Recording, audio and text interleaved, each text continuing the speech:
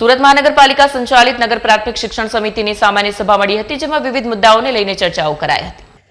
સુરત નગર પ્રાથમિક શિક્ષણ સમિતિની સામાન્ય સભા યોજાઈ, જેમાં મહત્વના મુદ્દાઓને લઈને ચર્ચા કરાઈ. સ્વચ્છતા માટે ગ્રાન્ટ વધારવા તેમજ કર્મચારીઓના પ્રમોશન થાય તે માટે વહેલી તકે રોસ્ટર તૈયાર થાય તે મુખ્ય મુદ્દા રહ્યા. અગાઉ શાળાઓને સ્વચ્છતા માટે 5,000 આપતા હતા, જેમને હવે વધારીને 15,000 સુધી ગ્રાન્ટ વધારવામાં આવી છે. શાળામાં સ્વચ્છતા માટે એસઓપી પણ બનાવવામાં આવી છે. તો નગર શિક્ષણ સમિતિને લગતા 32 જેટલા મુદ્દાઓ પર પણ ચર્ચા કરાઈ હતી. બીજી તરફ મુદ્દાઓમાં મળતા લાભને મંજૂરી માટે સામાન્ય સભા મળી હતી. નમસ્કાર, હું રાકેશ હિરપરા, નેતા વિપક્ષ નગર પ્રાથમિક શિક્ષણ સમિતિ. આજરોજ નગર પ્રાથમિક શિક્ષણ સમિતિની સામાન્ય સભા હતી. બે સારા સમાચાર છે સુરતના તમામ વાલીઓને, બાળકોને, કે છેલ્લા 4 વર્ષથી જે આપણે શાળા સફાઈની ગ્રાન્ટમાં વધારો કરવા માટેનો સંઘર્ષ કરી રહ્યા હતા, એમાં આપણને આંશિક સફળતા મળી છે. જે ગ્રાન્ટ પેલા 1,000 રૂપિયાથી લઈને 4,000, 5,000 રૂપિયા સુધીની હતી, એ ગ્રાન્ટ વધીને 5,000 થી લઈને 15,000 રૂપિયા સુધીનો વધારો કરવાનું શિક્ષણ સમિતિની આજની સામાન્ય સભાએ નક્કી કર્યું છે. એ બદલ તમામ વાલીઓને, શિક્ષકોને, બાળકોને અભિનંદન. બીજું કે છેલ્લા 4 વર્ષથી આપણે લડાઈ લડતા હતા કે દીકરીઓને સેનેટરી પેડ છે એ શાળા કક્ષાએથી અને વિનામૂલ્યે અપાવવા જોઈએ. ગઈકાલે માનનીય સુપ્રીમ કોર્ટે એ મુદ્દે ખૂબ મોટો ચુકાદો આપ્યો છે કે પ્રાઇવેટ શાળાઓમાં અને સરકારી શાળાઓમાં સેનેટરી પેડ શાળા કક્ષાએ વિનામૂલ્યે આપવા જોઈએ. તો આ બંને સારા નિર્ણયો બદલ તમામ બાળકોને, વાલીઓને, શિક્ષકોને અભિનંદન.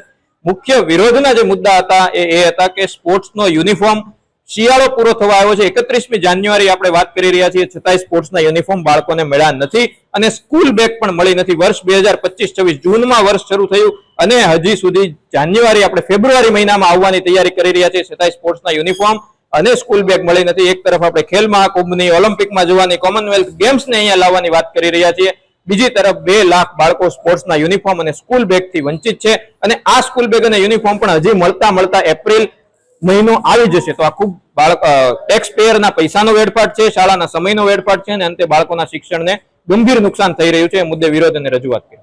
રાજેન્દ્ર કાપડિયા, અધ્યક્ષ નગર પ્રાથમિક શિક્ષણ સમિતિ, સુરત.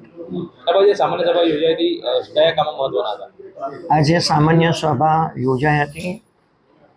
કદાચના એ સામાન્ય સભામાં અમારી છેલ્લી હોઈ શકે, એટલે દરેક સભ્યોના કામગીરીના અભિનંદન પાઠવ્યા હતા. શાળા શાસનાધિકારી, ઇન્ચાર્જ શાસનાધિકારીની કામગીરી, અમારા કર્મચારીઓ જે ઓછા હોવા છતાં પણ શ્રેષ્ઠ કામગીરી કરી રહ્યા છે, એને અભિનંદન આપવામાં આવ્યા હતા. અને ત્યારબાદ આપણે સામાન્ય સભાની શરૂઆત બાલવાડીના અહેવાલથી કરવામાં આવી હતી. એને ત્યારબાદ બજેટ સમિતિની પેટા સમિતિના અહેવાલ હતો, બજેટ સામાન્ય સભાનો અહેવાલ હતો અને ખરીદ સમિતિના 3 કામ હતા, જેમાં આપણે બેગના ટેન્ડર, સ્પોર્ટ યુનિફોર્મનું અને આવતા વર્ષ માટે બાળકોને યુનિફોર્મ અને સ્ટેશનરી કીટના કામ અંગે ચર્ચા થઈ હતી. અને ત્યારબાદ ભવન સમિતિ દ્વારા જે શાળાઓમાં સફાઈની ગ્રાન્ટ વધારવામાં આવી હતી, એ કામ અંગે ચર્ચા થઈ હતી. વિપક્ષ દ્વારા સ્કૂલ સ્પોર્ટ્સ યુનિફોર્મ બાબતે વિરોધ કરાયો છે, મોટા બાબતે આ બાબતે શું કહેવું છે? ચોક્કસ વિરોધ પક્ષ દ્વારા સ્પોર્ટ યુનિફોર્મ માટે વિરોધ કરવામાં આવ્યો હતો, પરંતુ ગયા વખતે સ્પોર્ટ યુનિફોર્મ આપણે સ્ટેન્ડિંગે પાસ કર્યા હતા અને એને કારણે જાન્યુઆરી ફેબ્રુઆરીમાં સ્ટેન્ડિંગના પાસ કરેલા સ્પોર્ટ યુનિફોર્મની પ્રક્રિયા કરીને અમે જાન્યુઆરી અને ફેબ્રુઆરીમાં એ સ્પોર્ટ યુનિફોર્મ બાળકો સુધી પહોંચાડ્યા હતા. આ વખતે પણ ટેન્ડર પ્રક્રિયા થઈ ગઈ અને વર્ક ઓર્ડર અપાઈ ગયો છે અને જાન્યુઆરી ફેબ્રુઆરીમાં બાળકોને સ્પોર્ટ યુનિફોર્મ ચોક્કસ મળી જશે.